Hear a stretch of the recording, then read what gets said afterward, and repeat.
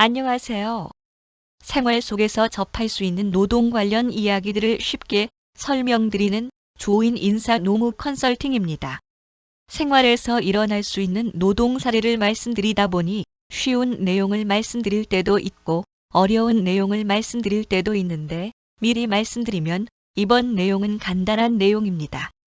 채용 공고를 보다 보면 간혹 월 수입 200만 원 보장 같은 문구를 볼 수 있는데 그런 문구를 보고 입사해보니 정작 그것보다 적은 급여를 주는 경우가 있습니다. 이렇게 모집 공고상의 임금보다 실제 임금이 적은 경우에 노동부가 어떤 것을 가지고 판단하는지 보겠습니다. 근로자 A씨는 관광버스 운전기사에 대해 월 250만 원 이상 지급한다는 모집 공고를 보고 취직을 했는데 실제 받는 급여는 200만 원이었습니다. 한참을 참다가 노동부에 진정을 제기해서 근로감독관이 조사를 해보니 입사 면접 당시에 면접관이었던 B이사와 근로자 A씨가 구두로 약정한 것이 있는데 근로자 A씨의 주장은 기본급 200만 원의 운임비의 10%를 주겠다고 했다는 것이고 B이사는 기본급 200만 원만 구두로 약정했다는 겁니다. 아쉽게도 서면 근로계약서는 없는 상황입니다. 사건을 맡은 근로감독관은 누구의 손을 들어줄까요? 민법에 나오는 법원칙 중에 하나로 신의성실의 원칙이 있습니다. 사실 민법 공부를 하지 않았어도 한 번쯤은 들어보셨을 수도 있겠습니다. 그런데 이 신의성실 원칙을 확대 적용하면서 나온 파생원칙으로 금반원의 원칙이라는 게 있습니다. 금반원. 반대되는 말을 금반다는 거죠.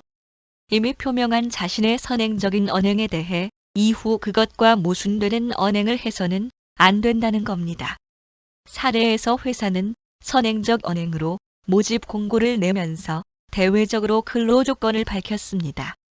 그렇다면 실제 근로 계약을 맺을 때는 그에 반하는 언행을 하면 안 되는데 반한 결과가 나온 거죠.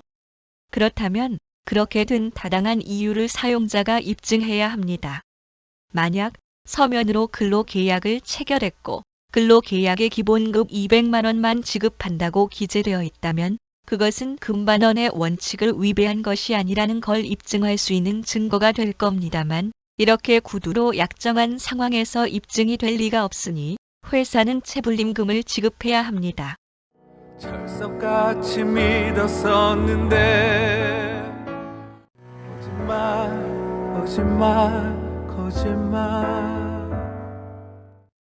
사용자분들은 모집 공고를 올릴 때도 공고문에 기재된 근로조건이 나중에까지 영향을 준다는 것을 명심하시고 모집 공고를 작성해 주시면 좋겠고 근로자분들은 모집 공고에 기재된 내용이 나에게 약정된 임금이고 근로계약에서 내가 다른 조건으로 서명하지 않는 한 그것이 지켜져야 한다는 걸 명심해 주시면 좋겠습니다. 혹시 더 궁금하신 부분이 있으시면 조인 인사 노무 컨설팅 02-707-2253번으로 문의 주시기 바랍니다. 약은 약사에게 인사 노무 상담은 조인에게 들어주셔서 고맙습니다.